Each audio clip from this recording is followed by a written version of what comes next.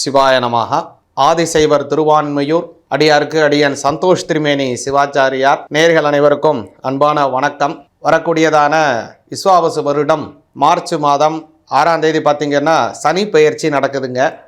இந்த சனி பெயர்ச்சி அப்படிங்கிறது ரொம்ப உன்னதமானது. ஏன் அப்படின்னா நவகிரகங்களிலே சனி பகவான் தான் ரொம்ப பொறுமையாக ஒரு ராசியிலிருந்து அடுத்த ராசிக்கு சஞ்சாரத்தை செய்யக்கூடிய ஒரு நபர். அதாவது சற்றே ஏறக்குறைய பார்த்திங்கன்னா 2.5 வருடங்கள் ஆகும் அவருடைய ஒரு ராசியிலேருந்து இன்னொரு ராசிக்கு போகிறதுக்கு. அவர் நம்ம ராசியில் இருக்கிறதுக்கு முன்னாடி ராசி, நம்ம ராசிக்கு வர்றது, நம்ம ராசிக்கிலேருந்து அடுத்த ராசிக்கு போகிறது அப்படின்னு இந்த 7.5 வருடம் போகுது இல்லைங்களா. அதைத்தான் 7.5 நாட்டு சனி அப்படின்னு சொல்லுவாங்க பெரியவங்க. அப்படியாக இந்த சனி பயிற்சி இப்போ இந்த வருடம் நடக்குதுங்க. இப்படியான இந்த சனி பயிற்சினால் உங்கள் ராசிக்கு என்ன பலன் அப்படிங்கிறத கொஞ்சம் தெளிவாக பார்ப்போம். இந்த சனி பயிற்சி பார்த்திங்கன்னா மார்ச் மாதம் 6ஆம் தேதி 2026 மாசி மாதம் 22ஆம் தேதி வெள்ளிக்கிழமை இந்த சனி பயிற்சி நடக்குது. இன்னொரு தடவை சொல்கிறேன், இந்த சனி பயிற்சி அப்படிங்கிறது வாக்கிய முறைப்படியான ஒரு சனி பயிற்சி. நல்லா புரிஞ்சுங்க, வாக்கியத்துக்கும் திருக்கணிதத்துக்கும் நிறைய வித்தியாசங்கள் இருக்குது. பெரும்பாலும் அநேகமாக நம்மளுடைய தமிழ்நாட்டில் இருக்கக்கூடிய எல்லா விதமான கோவில்களிலும், முக்கியமாக நவக்கிரக கோவில்கள், திருநள்ளாறு கோவில், இது மாதிரி இருக்கக்கூடிய எல்லா கோவில்கள்லேயும் இந்த வாக்கிய பஞ்சாங்க முறைப்படி தான் அனுஷ்டானம் பண்ணுறாங்க. அதனால் நாம் பெரும்பாலும் அனுஷ்டிக்கிறது எல்லாமே வாக்கிய முறைப்படி தான். அதனால் வாக்கிய முறைப்படியான இந்த சனி பயிற்சிங்கிறது தான் இந்த தேதி. ஆல்ரெடி திருக்கணித முறைப்படி ஆல்ரெடி நடந்துருச்சு, அது வேறு. அதனால் வாக்கிய முறைப்படி என்ன பலன் அப்படிங்கிறத பார்ப்போம். அதுக்கு முன்னாடி சனி பகவான் அப்படிங்கிறவர் யார் அப்படிங்கிறத பார்த்தீங்க அப்படின்னா, சனி பகவான் அப்படிங்கிறவர் நமக்கு ஆயுட்காரகனாக இருக்கக்கூடியவர் சனி பகவான். அதே மாதிரி ஒரு மனிதனுக்கு ஏற்படக்கூடிய கஷ்டங்கள், துயரங்கள், அவனுக்கு ஏற்படக்கூடியதான திடீர் விதமான மாற்றங்கள், விபத்துக்கள், இது எல்லாத்துக்கும் முக்கிய காரணக்கர்த்தாவாக சனி பகவான் இருக்காருங்க. அதனால் சனி பகவான் வழிபாடு மிக மிக அவசியமானது.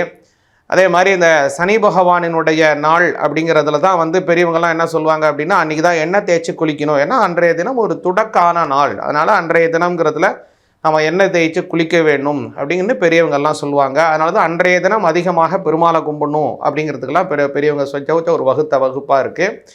அதே மாதிரி அந்த சனி பகவானினுடைய அனுகிரகம் நமக்கு நீண்ட ஆயுளை தரக்கூடியது.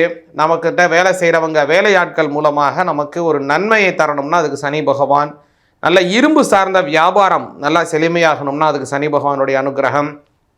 நல்ல ஒரு முதலீடு செய்திருக்கோம், அந்த முதலீடு நல்லா வியாபார அபிவிருத்தி ஆகணும், நிறையா நபர்கள் நம்மளை தேடி அந்த வேலைக்கு வரணும், நல்ல ஆட்கள் வேலைக்கு நம்ம அமர்த்த வேணும் அப்படின்னா எல்லாத்துக்கும் அந்த சனி பகவான் முக்கிய காரணகர்த்தாவாக வருகிறார்.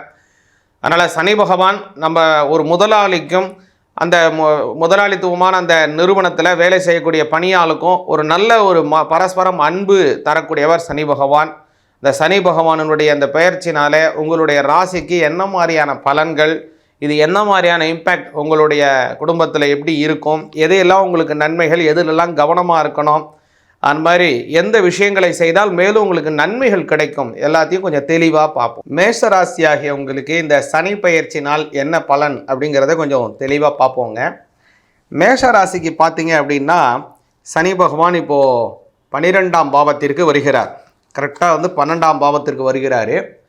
இந்த 12ஆம் பாவத்திற்கு வரக்கூடியதான சனி பகவான், இதற்கு விரய சனி அப்படின்னு பேர். இன்னொன்று முக்கியமானது என்ன அப்படின்னு பார்த்தீங்கன்னா, 7.5 சனி ஆரம்பிக்குது மேஷராசிக்கு. 7.5 சனி ஆரம்பிக்குதே அப்படிங்கிற அச்சம் தேவையில்லை.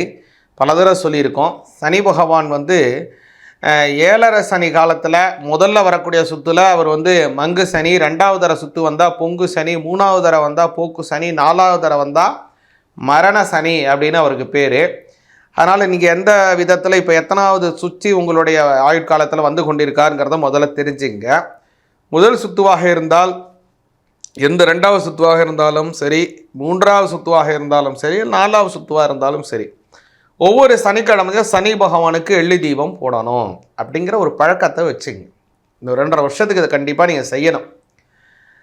அதே மாதிரி இந்த சனி பகவானுடைய எண்ணிக்கெல்லாம் நீங்கள் எள்ளு தீபம் ஏற்றுறீங்களோ அன்றைக்கெல்லாம் எண்ணெய் ஸ்நானம், நெய் தலைக்கு நல்லெண்ணெய் தேய்ச்சி நல்லபடியாக ஸ்நானம் செய்துட்டு இந்த எள்ளு தீபம் ஏற்றணும் அப்படிங்கிறத வச்சுட்டு, அதே மாதிரி அன்றைய தினம் ஆஞ்சநேயருக்கு வெற்றிலை மாலை, அதையும் சாப்பிட்றணும். இதை செஞ்சுக்கிட்டே வரணும். இதை செஞ்சுக்கிட்டே வந்தால் தான் உங்களுக்கு ரொம்ப நல்ல பலன் கிடைக்கும். அடுத்ததாக இப்போ 7.5 சனி 12ஆம் பாவங்கிறதுனால கொஞ்சம் செலவுகள் அதிகமாக இருக்கும். அதனால் நீங்கள் பயப்பட வேண்டிய அவசியம் இல்லை. எதனால் சொல்கிறேன் அப்படின்னா, இந்த குரு பயிற்சி ஆயிடுச்சு அப்படின்னா சனி பகவானினுடைய அந்த வீரியம் கொஞ்சம் குறையும். ஏன் அப்படின்னா இப்போ குரு வந்து உங்களுடைய 4ஆம் பாவத்திற்கு வருகிறார். 4ஆம் பாவத்துக்கு வந்துட்டு 9ஆம் பார்வையாக உங்களுடைய 12இல் இருக்கக்கூடிய சனியை பார்ப்பார். ஒன்றும் நீங்கள் நினைக்கலாம், என்ன சுவாமி சனி பயிற்சி பலன் சொல்கிறேன்னு சொல்லிட்டு குரு பயிற்சிலாம் இழுக்கிறீங்க அப்படின்னு. அதாவது ஒரு கிரகம் கொடுக்குது, இன்னொரு கிரகம் அதை தடுக்குது, இல்லை அது கூடுதலான பலனை கொடுக்குது, அந்த கெடு பலனை அதிகமாக கொடுக்குது அப்படிங்கிறது எல்லாத்தையும் சேர்த்து தான் அந்த பலனை நம்ம சொல்ல முடியும். ஒரு தண்டாகாரமாக இதில் இருக்கிறதுனால இந்த பலன் தான் உங்களுக்குன்னு நம்ம சொல்ல முடியாது. அப்படி சொன்னால் அந்த பலன் வந்து நிஷ்பலமாயிடும். அதனால் பொதுவாகவே உங்களுக்கு பார்த்தீங்கன்னா குருவினுடைய பார்வை உங்களுடைய 12ஆம் வீட்டுக்கு விடுது. அதில் சனி பகவான் இருக்கிறதுனால நிச்சயமாக இந்த 7.5 சனியினால் ஏற்படக்கூடிய உபாதையை வெகுவாக குறைச்சிருவார் குரு பகவான். அது உங்களுக்கு கை மேலே ஒரு நல்ல பலன் கிடைக்க போகுது. இருந்தாலும் கூட முதல்ல ஒரு 3 மாதம் கொஞ்சம் சிரமமாக தான் இருக்குது. ஏன்னா அந்த 3 மாதம் வரைக்கும் இந்த மார்ச் மாதம் இவர் மாறுறார், அவர் மாறுறது வந்து பார்த்தீங்க அப்படின்னா மே மாதம்தான் மாறுறார். அப்போ அந்த இடையில அந்த 3 மாத காலம் கொஞ்சம் கடினமான செலவுகளை நீங்கள் சந்திக்கத்தான் வேண்டி இருக்கும். அதனால் செலவை குறைங்க, வேற ஒன்றும் வேணாம். மேசராசிக்காரங்களா, செலவை கொஞ்சம் நிதானமாக வச்சுங்க. அத்தியாவசியமான செலவுகளை செய்துவிட்டு கொஞ்சம் இது பண்ணலாம். கொஞ்சம் ஆடம்பரமான செலவுகள், கொஞ்சம் அனாவசியமான செலவுகள், கொஞ்சம் கௌரவ செலவுகள், செலவு நிறையா இருக்குது இல்லைங்களா, ரகரகமாக இருக்குது செலவுலாம். அதனால் இதில் எந்தெந்த செலவுகளை கொஞ்சம் முன்னாடி செய்யணும், எதையெல்லாம் கொஞ்சம் காலம் தள்ளி செய்யணும், அடுத்த மாதம் செய்யணும், அடுத்த வாரம் செய்யணும், இல்லை அடுத்த வருடத்தில் கூட அதை செஞ்சுக்கலான்னு அப்படி கொஞ்சம் கொஞ்சமாக தள்ளி போடுவதற்கு பழகுங்க. இந்த செலவை தள்ளி போட்டாலே உங்களுக்கு நல்லது அதிகமாக கிடைக்குங்க. ஏன்னா விரய சனிங்கிறதுனால பொருட்களின் விரயம் ஏற்படலாம். அதை கொஞ்சம் கவனமாக இருக்கணும். அடுத்தது ஏதாவது ஒரு இன்வெஸ்ட்மெண்ட் பண்ணுறீங்கன்னா கொஞ்சம் கவனமாக பார்த்து இன்வெஸ்ட்மெண்ட் பண்ணுங்கள். கூட்டு தொழில் செய்கிறீங்க அல்லது 2க்கும் மேற்பட்ட நபர்களுடன் சேர்ந்து ஏதோ ஒரு இன்வெஸ்ட்மெண்ட் பண்ணுறீங்க, இதிலெல்லாம் கொஞ்சம் கவனமாக இருக்கணும் மேஷராசிக்காரங்க. ஏன்னா 7.5 சனி நடக்கிறதுனால செய்யக்கூடியதில் கொஞ்சம் உடனே ஒரு வருமானம் வராமல் கொஞ்சம் தாமதம் ஏற்படலாம். அதனால் பல விஷயங்கள் இதில் இருக்குது. அதே மாதிரி சொன்ன மாதிரி சனிக்கிழமை சனி பகவானுக்கு எள்ளு தீபம் ஏற்றுங்க, ஆஞ்சநேயருக்கு வெற்றிலை மாலை போடுங்க. நல்ல பலனும் குடும்பத்திலே நல்ல சௌக்கியமும் நிச்சயமாக மேஷராசிக்காரங்களுக்கு உண்டு. சிவாய நமக.